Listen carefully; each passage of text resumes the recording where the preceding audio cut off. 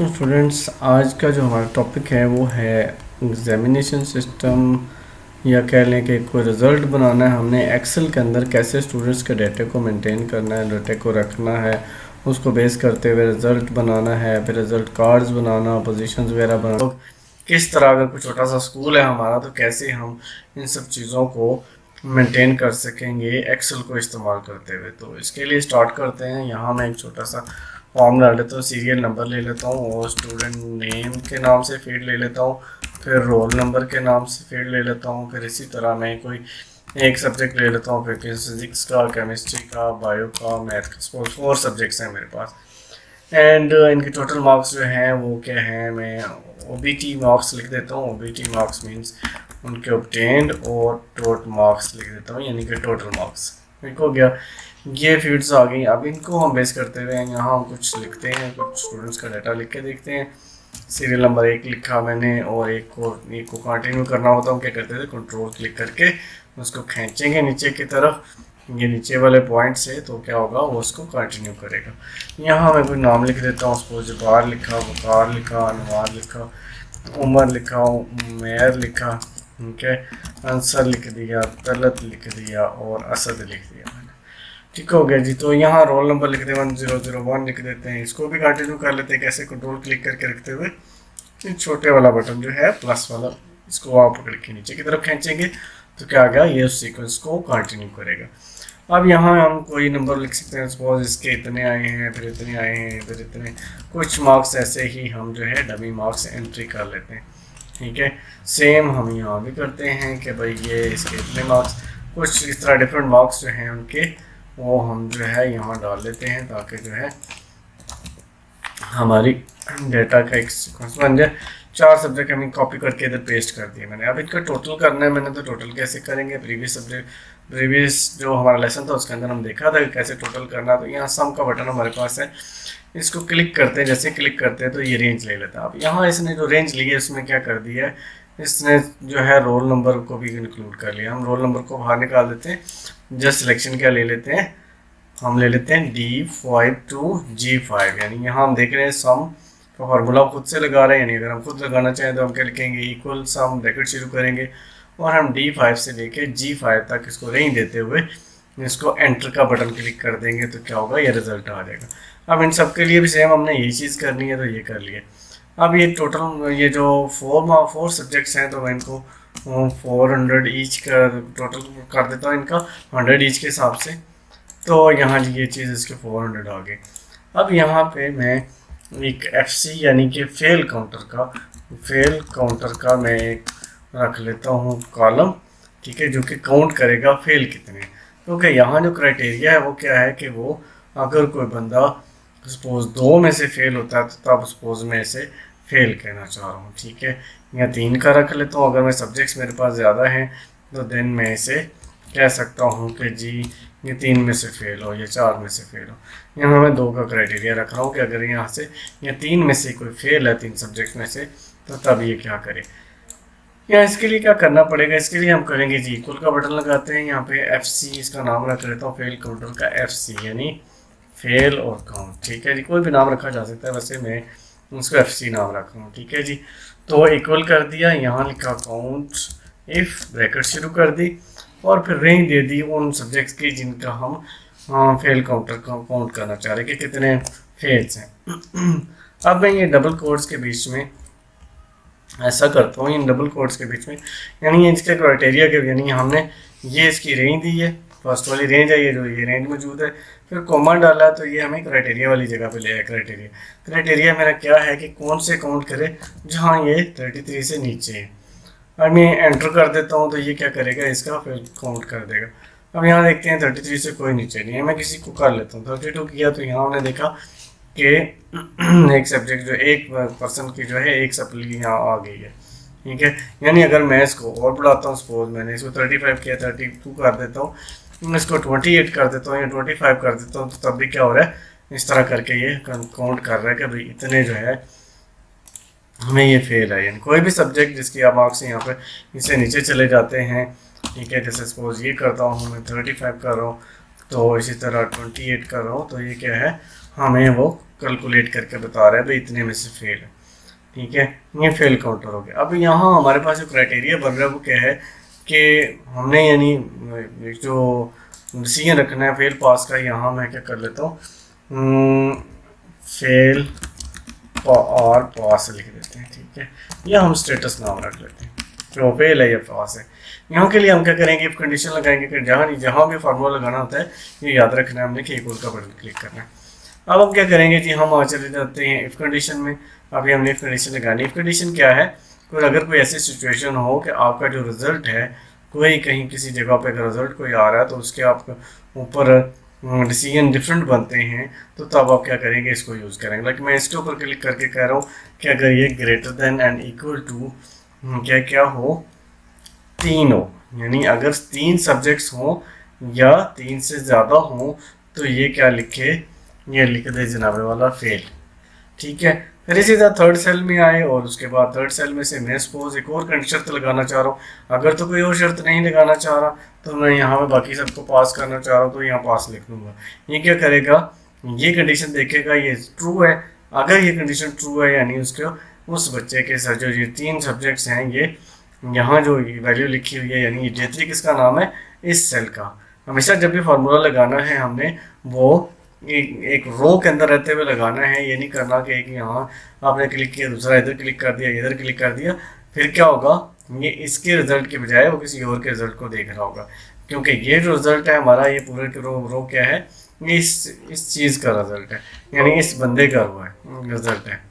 तो लिहाजा क्या होगा, यानी हम यहाँ पे फार्मूला लगा रहे ग्रेटर एंड इक्वल टू 33, तो नहीं 3 हमारा ये जो है J5 के अंदर क्या रिजल्ट आएगा, 0 आएगा, 3 आएगा या 3 से अबव आएगा, 4 सब्जेक्ट है 4 होगा मैक्सिमम, और या 2 आ जाएगा या 1 आएगा, ठीक है।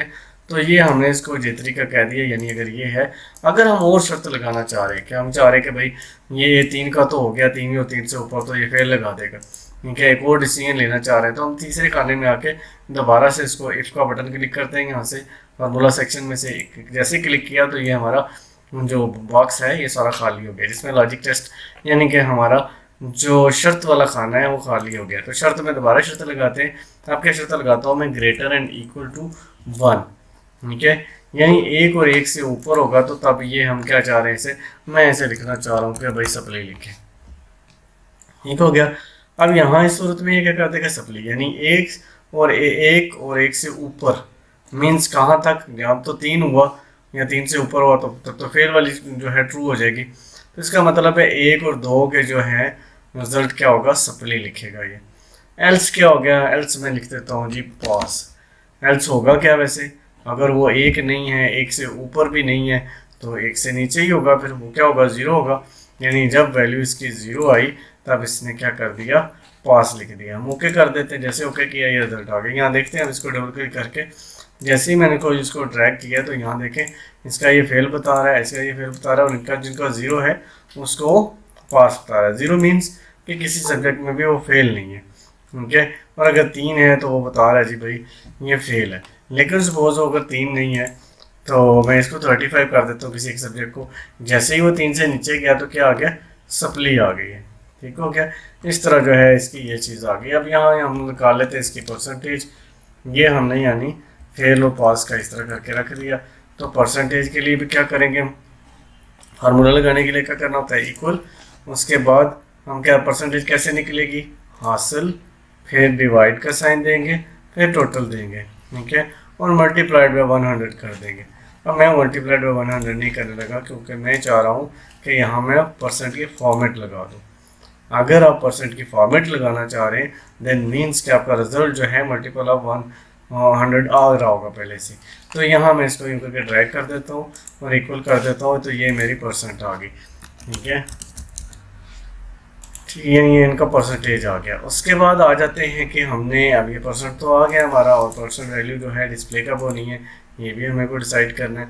अब यहाँ सपोज मैं ग्रेड लिखना चाह रहा हूँ, ग्रेड दिया मैंने, तो ग्रेड के लिए क्या है, ग्रेड के लिए पहले हमें डिसीजन देखने के हमें जो है टेस्ट रखने क्या है।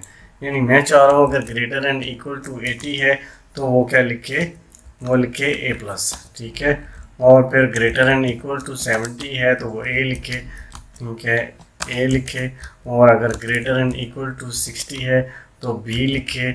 और यानी ये जो चीज़ है ये हमने डिसाइड करनी है कि उसने, ये हमारे शराइत हैं जो हम लिखना चाह रहे हैं कि इन शराइत को फॉलो करते हैं। अगर ऐसी चीज़ हो तो वो क्या करे, ई और एल्स क्या लिख दे, एफ लिख दे। यानी ये हमने कुछ शराइत जो है इसकी रख ली कि भाई इन शराइत, अगर इस तरह की कोई शर्त होती है कि अगर जो परसेंटेज है हमारी वो 80 और 80 से अबव होती है तो ग्रेड हमने क्या लगाना है, ए प्लस लगाना है। अगर 70 है तो ए लगाए, 60 है तो बी लगाए, 50 है तो सी लगाए, 33 40 डी, 33 ई और एच एफ।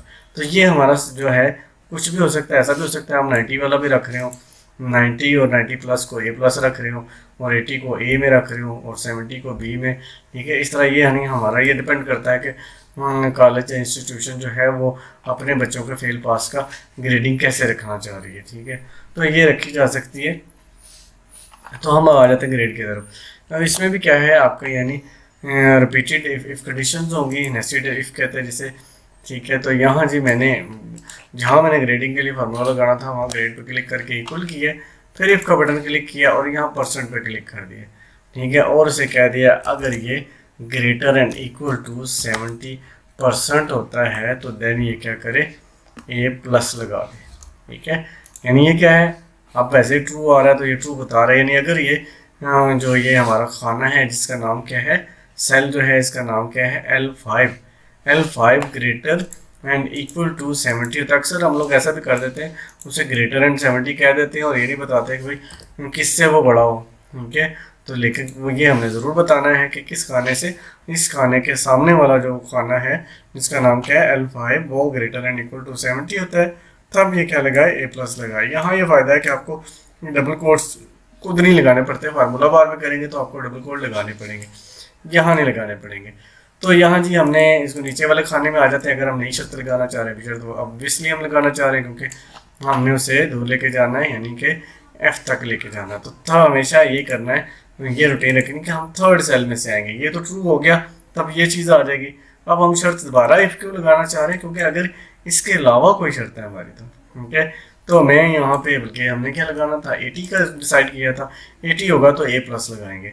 फिर थर्ड सेल में आके हमने इफ किया, यानी अक्सर हम गलती ये करते हैं कि यहाँ से रह के इफ कंडीशन कर देते हैं, तो वो एक ही शर्त के दो रिजल्ट आ रहे होते हैं। तो वो रिजल्ट्स तो दो तो नहीं कर सकता। किसी भी बंदे को कहो कि भाई इधर भी जाओ और उधर भी जाओ तो वो तो नहीं जा सकता, वो किसी एक डायरेक्शन में जा सकता है। इसीलिए इसी तरह हम यहाँ भी इसे यही कहेंगे कि भाई अगर ये 80 प्लस और 80 से ऊपर और 80 के बराबर है तो ए प्लस लगाए, अदरवाइज वैल्यू ये फॉल्स वाली सेक्शन में है, वैल्यू फॉल्स वाले सेक्शन में कि अगर ऐसा नहीं होता तो फिर हम दोबारा शिफ्ट कर रहे हैं और फिर उसे वही परसेंटेज वाला खाना बता रहे हैं जो पहले बताया था, सेल के इक्वल टू क्या है 70% कर लेते हैं, शिफ्ट 5 से परसेंट का साइन दिया, फिर क्या कर दिया, तब क्या लिखेगा वो ए लिखेगा। फिर थर्ड सेल में आए और दोबारा सेफ कंडीशन कर दी और फिर हमने वही बताया ग्रेटर एंड इक्वल टू 60%। ठीक है, शिफ्ट 5 से परसेंट का साइन दिया तो ए तो हो गया, बी लगा दिया। फिर थर्ड सेल में आए और फिर से दोबारा से हमने इफ किया और फिर हमने वही सेल, वही सेम सेल बता रहे हैं, देखें L5 ठीक है, और ग्रेटर एंड इक्वल टू क्या बताएंगे हम कि उसके बराबर हो या उससे ज़्यादा हो, किससे, अब 50 हो जाएगा, 50%, क्योंकि यहाँ हमने परसेंटेज में वैल्यू ली हुई है। उसके बाद यहाँ आ गए और यहाँ क्या लिखेंगे, बी के बाद सी आ गया, यहाँ थर्ड सेल में आ गए। थर्ड सेल में आने के बाद दोबारा से हमने इफ किया और फिर वही खाना बताया कि ग्रेटर एंड इक्वल टू क्या हो 40, तो देन ये क्या करे, सी के बाद डी आ गया।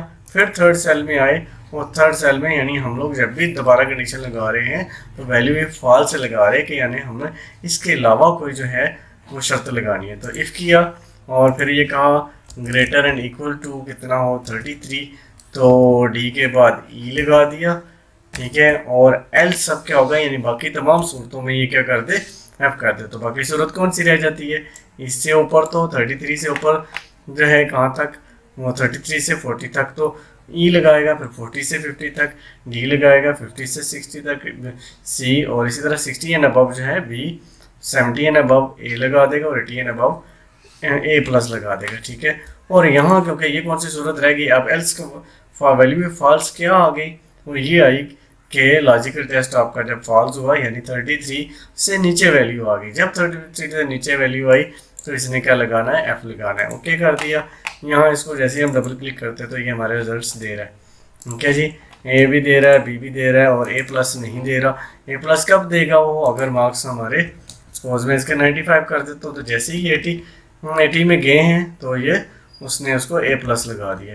ठीक है, तो मैं इसको भी 95 करता हूँ तो यानी 80 एंड 80 से ऊपर वो क्या लगाएगा, ए प्लस लगाएगा, और 80 के 70 से ऊपर वो बी लगाएगा। ये डिपेंड करता है हमारे मार्क्स के ऊपर कि हमारे मार्क्स कितने हैं। ठीक है जी, जैसे ये ए पे चला गया। ठीक है, तो इस तरह ये ग्रेडिंग आ गई। अब इसी तरह हमें एक और चीज़ लगानी है जो कि रिमार्क्स निकाल लें। ठीक है, रिमार्क्स में हम लोग ये रिमार्क्स लिखते हैं और अब क्या लिखेंगे, फिर से इक्वल लगाते हैं और परसेंटेज पे ही आके हम ये क्लिक करते हैं। लेकिन हमने पहले कंडीशन भी लगानी। कंडीशन के लिए क्या होगा, इक्वल तो कर दिया हमने, यहाँ हम शराइत में आके इफ़ कंडीशन सेलेक्ट करते हैं यहाँ से। अगर ये यहाँ ना हो तो आप मोर फंक्शंस में जाके यहाँ आप रहते हुए आल को सिलेक्ट करते हुए आई क्लिक करेंगे तो इफ वाली कंडीशन आ जाएगी। ठीक है, अगर ये इस लिस्ट में नहीं होती तो यहाँ जी फिर हम लगाएंगे। अपने बारे में दो ऑप्शन है, या तो हम यहाँ के परसेंटेज का कर लें या फिर इनका कर दें। अगर ये कहेंगे तो फिर तो इक्वल है, क्योंकि यहाँ तो ए प्लस आएगा, ए आएगा, बी आएगा, सी आएगा, डी आएगा, ई आएगा, और तो वैल्यू नहीं है, रेंज तो नहीं दे सकते हम। फिर हम इक्वल ही कहेंगे, इक्वल टू यानी हम ये कहेंगे इक्वल टू, ठीक है, ए प्लस। ठीक है, तो देन ये क्या करे, एक्सीलेंट वगैरह लगा दें। ठीक है जी, तो मैं ये नहीं कर रहा, बल्कि मैं क्या कर रहा हूँ, परसेंटेज पे कर रहा हूँ, परसेंटेज। ठीक है, और परसेंटेज और यहाँ क्या लिखेंगे, ग्रेटर देन, ये साइन हम क्लिक करेंगे और उसके बाद इक्वल करेंगे और यहाँ क्या बताएंगे, ये वाली जगह। ठीक है, ये तो बताई हुई हमने पहले। तो क्या करना चाहिए, 80 प्लस 80 करना चाहिए और परसेंट का साइन देना चाहिए। अब हम क्या लिखेंगे, हमें लिखना है यानी यहाँ शराइत के अंदर, यानी ये जो हमने कंडीशन बनानी है इनके अंदर ए प्लस पे मैं जो है एक्सीलेंट लेना चाह रहा हूँ, यानी एक्सीलेंट लिखना चाह रहा हूँ बच्चे को। अगर ए उसका 80 है तो मैं एक्सीलेंट लिखना चाह रहा हूँ। अब थर्ड सेल में रहते हुए मैं दोबारा से उसे इफ़ कर रहा हूँ और फिर वही परसेंटेज बता रहा हूँ कि अगर ग्रेटर एंड इक्वल टू ये वाली परसेंटेज जो है 70 होती है तो मैंने क्या लिखवाना है, वेरी गुड। ठीक है जी, परसेंट साथ लिखना है क्योंकि हमारे पास वैल्यूज परसेंट में आ रही है जिसको हम बता रहे हैं, L5 को बता रहा हूँ। फिर थर्ड सेल में आके दोबारा सेव कर रहे हैं, फिर वही परसेंटेज बता रहा हूँ, ग्रेटर एंड इक्वल टू क्या बताएंगे हम, 60। तो क्या होगा 60%, तो क्या लिखेंगे, गुड। और फिर थर्ड सेल में आए और दोबारा से इफ़ किया, फिर ये क्लिक किया, ग्रेटर एंड इक्वल टू क्या होगा 50। तो 50 पे क्या होना चाहिए, नॉर्मल आ गया। और फिर थर्ड सेल में आए और फिर इफ़ किया और फिर ये परसेंटेज बताए, ग्रेटर एंड इक्वल टू 40। तो 40% लिखेंगे। यहाँ पीछे हम गलती करके क्या बोला, ये गलती करके कि हमने इसको परसेंट नहीं लिखा। दोबारा हम पीछे जा सकते हैं, पीछे गए हम लोग तो ये हमने 40% कर लिया, 50 को 50% लगा दिया और 40 में आ गए दोबारा। अब तो 40% में हमने क्या लगाना है, नॉर्मल था तो 40 में हम पुअर कर देते हैं। फिर थर्ड सेल में आए और दोबारा से इफ कंडीशन क्लिक की और फिर परसेंटेज पे क्लिक किया, ग्रेटर एंड इक्वल कहा और क्या कहा 33%। तो देन ये क्या लिखे, वेरी पुअर लिखे। ठीक है, एल्स हम क्या कहते हैं कि वो फेल लिखते हैं। ठीक है, ओके कर देते हैं। जैसे ही ओके किया तो यहाँ इसको डबल क्लिक करते हैं तो ये देखें हमारे ये रिमार्क्स भी आ गए। ठीक हो गया जी, तो इस तरह करके ये हमारे रिमार्क्स आएंगे। अब यहाँ एक चीज़ है कि हमने ये ग्रेडिंग जो है कब लगानी है, जब हमारा बच्चा ये स्टूडेंट जो है पास हो, यानी जब FC जो है 0 हो। तो अब यानी एक और कंडीशन आ जाती है। हम क्या करते हैं, इस फार्मूले को उठाते हैं, कॉपी कर लेता हूँ मैं इसको, फार्मूले को मैंने फार्मूला बार से कॉपी कर लिया। ठीक है, सिर्फ फार्मूले को कॉपी करते हैं, इक्वल को नहीं कॉपी करते। यूँ करके सिलेक्ट किया और Ctrl+C क्लिक किया या यहाँ पे ऐसे करके कॉपी कर लिया, कॉपी हो गया जी। अब हम चाह रहे हैं कि यहाँ फार्मूला लगाएं, यहाँ मैं इक्वल करता हूँ, फार्मूला ख़त्म हो गया, यानी मैंने यहाँ से डिलीट कर दिया। सपोज कॉपी किया, अब हमने इक्वल किया और यहाँ मैं कह रहा हूँ कि यहाँ कंडीशन लगा लेते हैं कि इफ़ ये वाला खाना इक्वल टू 0 हो, देन वो वाली जो हमने कॉपी किया हुआ है वो यहाँ मैंने पेस्ट कर दिया। ठीक है, तो एल्स क्या करना चाह रहा हूँ, एल्स में खाली शो करना चाह रहा हूँ, तो मैंने 2 दफ़ा डबल कोड क्लिक कर दिया। यानी ये वाला अगर आप शिफ्ट के साथ इसको क्लिक करेंगे तो डबल कोड पड़ेगा, यानी शिफ्ट क्लिक करके रखते हुए ये वाला बटन क्लिक करेंगे तो क्या होगा, डबल कोड पड़ेगा। ये 2 दफ़ा हमने ये क्लिक कर दिया, यानी हमने उसे क्या कहा है कि अगर ये 0 के बराबर हो तो तब ये वाला फार्मूला चले, जो कि क्या था, ग्रेडिंग का। यानी ये ग्रेडिंग का फार्मूला हमने सारे का सारा इसके ट्रू सेक्शन में डाल दिया कि अगर ये शर्त पूरी होती है, यानी जे की वैल्यू J5 की वैल्यू 0 होती है, तो देन ये ग्रेडिंग लगाए, एल्स क्या करे, डबल कोड 2 दफ़ा डाल दिया, जिसका मतलब क्या, खाली छोड़ दे। यहाँ हम देखते हैं कि पे फेल है, देखिए जहाँ फेल है वहाँ पे क्या है, हमारा रिजल्ट नीला है, यानी खाली है। जहाँ भी वो फेल है, सप्ली है, तो तब भी हमने उसे क्या कहा हुआ है, सप्ली है तब भी ग्रेडिंग नहीं है, और अगर वो पास है तो सिर्फ पास की सूरत में उसे ग्रेडिंग मिल रही है।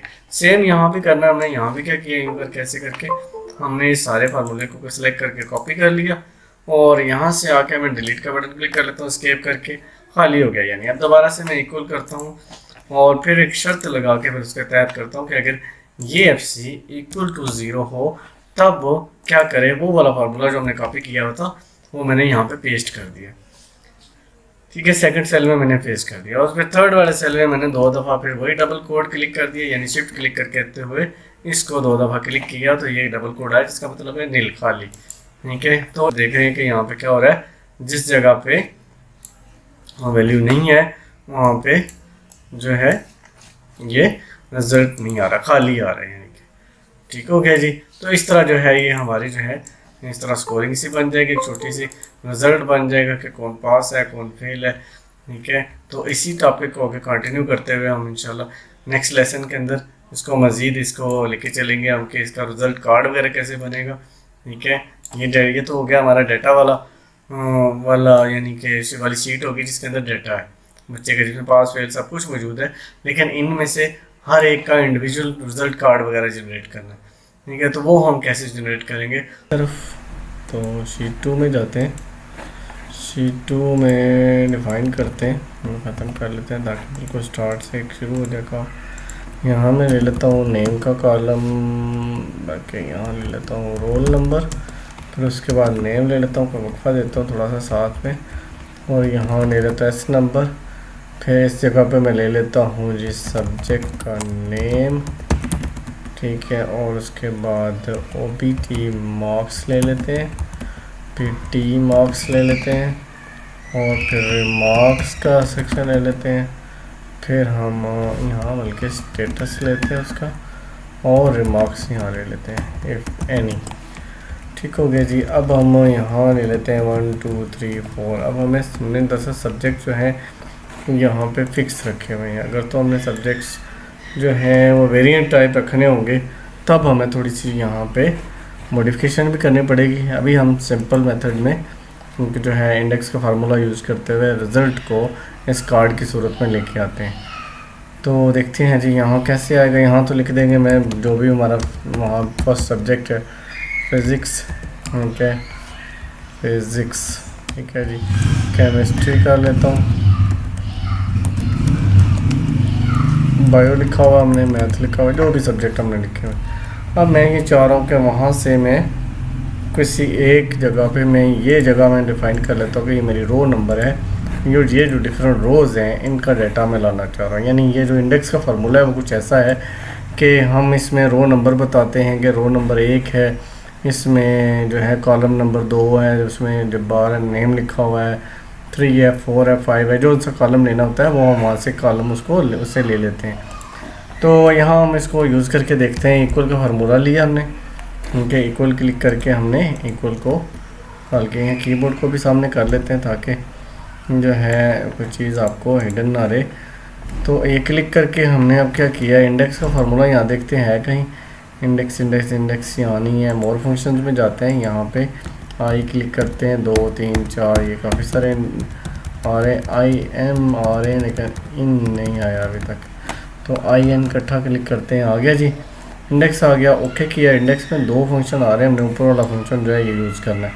तो इसको क्लिक करते हैं, जैसे हमने क्लिक किया तो यहाँ ये अब फर्स्ट ऑप्शन आ रहा है एरे। तो एरे मीन्स के आप क्या है शीट नंबर डाटा शीट में जाते हैं जहाँ पे हम इसको पूरे रिकॉर्ड्स की सिलेक्शन दे देंगे। ये हमारी एरे है, यानी हमारी डाटा की सिलेक्शन। इस सिलेक्शन को हम F4 भी कर देंगे ताकि फ्रीज़ हो जाए। फिर हम रो नंबर पे आते हैं, तो रो नंबर हमने ये येलो वाली जो साइज जगह है इसको हमने रो नंबर लिखा हुआ है, इसको भी F4 कर देते हैं हम। ठीक है, F4 क्लिक कर देंगे तो क्या हो जाएगा, फ्रीज़ हो जाएगा। ये डॉलर साइन जो है ये क्या शो करता है, कॉलम फर्स्ट जो है वो कॉलम को फ्रीज़ कर रहा है, दूसरा रो को फ्रीज़ कर रहा है। यानी हमने इनको जब डाउनवर्ड लेके जाएंगे तो ये क्या है, इनका नंबर वगैरह चेंज नहीं होगा, सेल नहीं चेंज होगा। कॉलम नंबर जो है हम देखते हैं जी, हमारा ये जो मार्क्स वाला सेक्शन है, फिज़िक्स के मार्क्स किस कॉलम में। ठीक है, तो फिज़िक्स के मार्क्स हमारे कितने, 1 2 3 4 जो है फोर्थ कॉलम में। ठीक है, तो यहाँ हम कॉलम का नंबर खुद से लिख देते हैं, एंटर कर देते हैं, ये 25 आ रहे हैं। सेम हमने जी इसी फार्मूले को यूज़ करते हुए यहाँ भी फार्मूला कंट्रोल V कर लेता हूँ मैं, और कॉलम नंबर चेंज कर लेता हूँ, 5 कर लेता हूँ। 5 में उसके नेक्स्ट के हैं, फिर पेस्ट किया और कॉलम नंबर मैंने 5 के बाद 6 कर दिया। फिर मैंने यहाँ पे पेस्ट करना है और 6 के बाद 7 कर दिया। तो ये मुझे वहाँ से जो है यानी 1 2 3 4 4 5 6 7 के मार्क्स जो हैं मैं वहाँ से शो करवा रहा हूँ यहाँ पे। ठीक हो गया जी। उसके बाद ये आ गया जी टोटल मार्क्स। टोटल मार्क्स तो वहाँ हमने नहीं फीड किए हुए, ये हम यहाँ पे शो कर लेते हैं ऐसे। ठीक है जी। तो स्टेटस क्या रहा इनका, इंडिविजुअल सब्जेक्ट का क्या स्टेटस, ये यानी इंडिविजुअल सब्जेक्ट का क्या स्टेटस रहा, ये वो चीज़ होगी। तो कैसे जी, हम क्या करेंगे, हम इनका परसेंटेज वगैरह निकालेंगे, फिर ही हम स्टेटस शो कर सकेंगे कि भाई ये पास हैं या फेल है। ठीक है, तो परसेंटेज कैसे निकलेगी, ये डिवाइडेड बाई ये, और ये वाला यानी सेल डिवाइडेड बाई ये वाला टोटल मार्क्स और मल्टीप्लाइड बाई 100। ठीक है, तो ये इसकी परसेंटेज आ गई। अब परसेंटेज का क्या है, इस फार्मूले को मैं कर लेता हूँ यहाँ से कॉपी। ठीक है, अब मैंने क्या लगाना है, मैंने ये रखना है कि ये जब 33 से ऊपर हो तो तब ये परसेंटेज के ऊपर ये फॉलो करे। यानी कि अगर ये वाली वैल्यू जो है, यानी ये जो हासिल ये परसेंट है, ये हमारी जो है 33 से ऊपर या बराबर हो तो तब हम इसे कंडीशन लगा देते हैं। तो क्या करते हैं, मैंने इसको कॉपी तो कर लिया।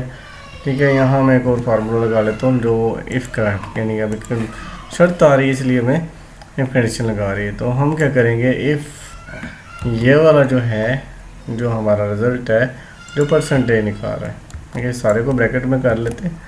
ठीक है, is greater than equal to 33, then ये क्या लिखे यहाँ पे, पास लिख दे, एल्स ये क्या कर दे, फेल लिख दे, सब्जेक्ट का फेल। ओके करते हैं, तो यहाँ ये देखें जी, ये 25 आ गया, इसका पास, इसका पास, इसका पास आ गया।